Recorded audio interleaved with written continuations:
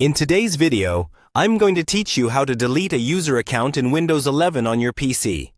By the end of this tutorial, you'll know exactly where to go in the settings, what options to choose, and what to watch out for so you don't accidentally lose important files.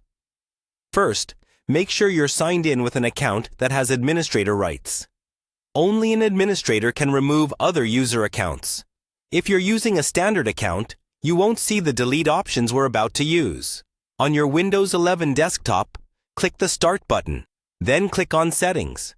You can also press the Windows key plus the letter I on your keyboard to open Settings directly. Once Settings is open, look at the menu on the left-hand side and click on Accounts. This is where Windows manages all user-related options on your device. Inside the Accounts section, find and select the option called Family and Other Users. Depending on your version, it might just say Other Users, but it will be in the same area. Here, you'll see a list of all the user accounts that are set up on this computer, including local accounts and any Microsoft accounts that have been added. Scroll through the list and locate the user account you want to delete. Take a moment to double-check that you've selected the correct one, especially if multiple accounts have similar names. When you've found it, click on the account name to expand its options. You'll see a button that says Remove.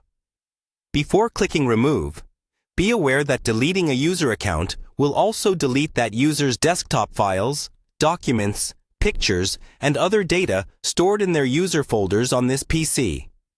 If there's anything important in that account, make sure it's backed up or copied to another location first. When you're ready, click Remove.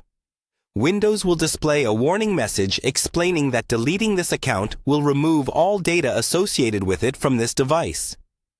Read this message carefully. If you're sure you want to proceed, click the button to confirm the deletion.